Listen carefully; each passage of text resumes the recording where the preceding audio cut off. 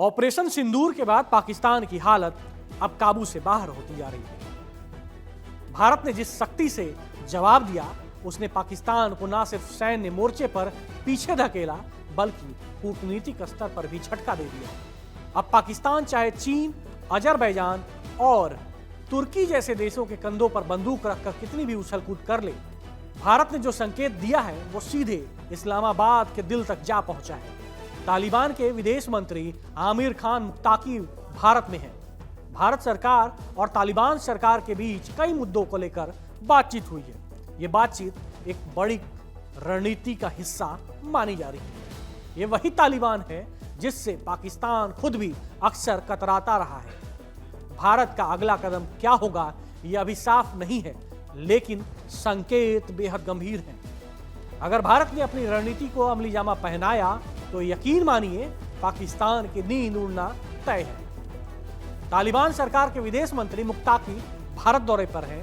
अफगानिस्तान के विदेश मंत्री मुत्ताकी ने खुलासा किया है कि भारत दौरे के दौरान दोनों देशों के बीच आर्थिक और व्यापारिक रिश्तों को मजबूत करने को लेकर कई अहम फैसले लिए गए।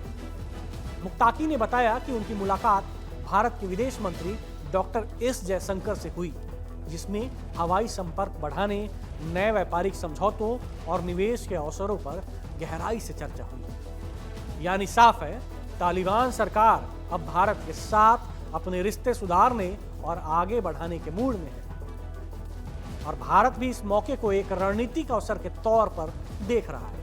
अफगानिस्तान के विदेश मंत्री आमिर खान मुत्ताकी ने बड़ा बयान देते हुए कहा है कि भारत सरकार ने अपने मिशन को अब दूतावास स्तर पर अपग्रेड करने का फैसला किया है। यानी जल्द ही भारत काबुल में अपनी कूटनीतिक मौजूदगी को और मजबूत करने जा रहा है। मुत्ताकी ने यह भी बताया है कि काबुल के वरिष्ठ राजनयिक अब जल्द ही नई दिल्ली पहुंचने वाले हैं, जिससे दोनों देशों के बीच बातचीत का स्तर और तेज हो जाएगा।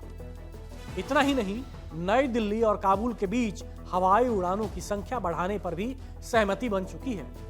इसके अलावा व्यापार और अर्थव्यवस्था से जुड़े कई अहम मुद्दों पर भी समझौते किए गए हैं। ये पूरी विकासशील तस्वीर साफ इशारा करती है कि भारत और अफगानिस्तान दोनों एक कूटनीतिक दिशा में आगे बढ़ रहे हैं, और इसका सीधा असर पाकिस्तान की रणनीतिक बेचैनी पर पड़ना तय है।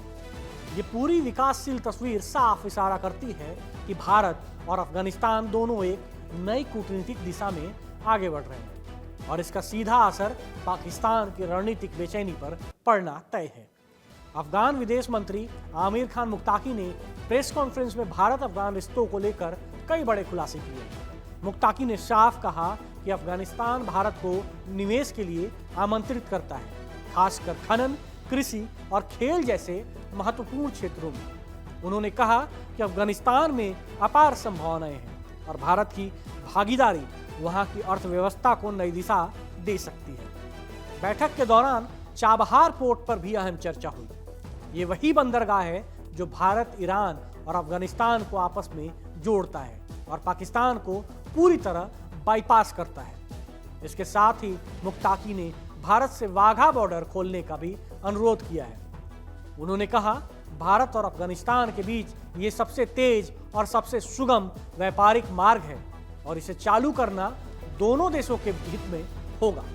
हालांकि 2 दिन पहले हुई प्रेस कॉन्फ्रेंस में महिला पत्रकारों की एंट्री बैन पर काफी बवाल हो गया था। इस मुद्दे पर भी मुत्ताकी ने सफाई पेश की। उन्होंने कहा कि यह तकनीकी कारणों की वजह से हुआ है।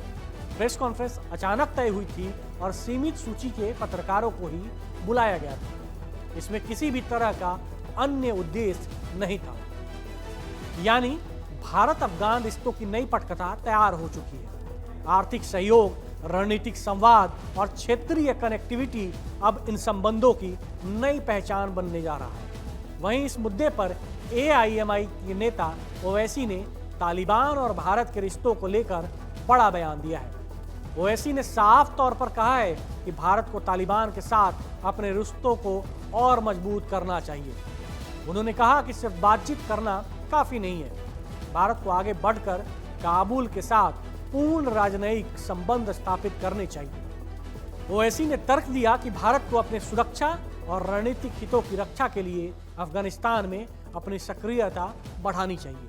ये बयान ऐसे वक्त आया है जब अफगान विदेश मंत्री मुक्ताकी भारत दौरे पर हैं और दोनों देशों के बीच संबंधों में गर्माहट देखी जा रही है। वैसे इस दौरे को हल्के में लेना पाकिस्तान के लिए भारी पड़ सकता है, क्योंकि भारत और तालिबान के बीच हो रही ये मुलाकातें कई बड़े संकेत दे रही हैं। क्या भारत अफगानिस्तान के जरिए पाकिस्तान को घेरने की तैयारी में है? क्या तालिबान से नजदीकियां एक नई रणनीति का हिस्सा हैं? सवाल कई हैं, लेकिन एक बात तय है, मुक्ताकी की भारत यात्रा सिर्फ कूटनीतिक औपचारिकता नहीं, बल्कि आने वाले दिनों की बड़ी तस्वीर का हिस्सा है।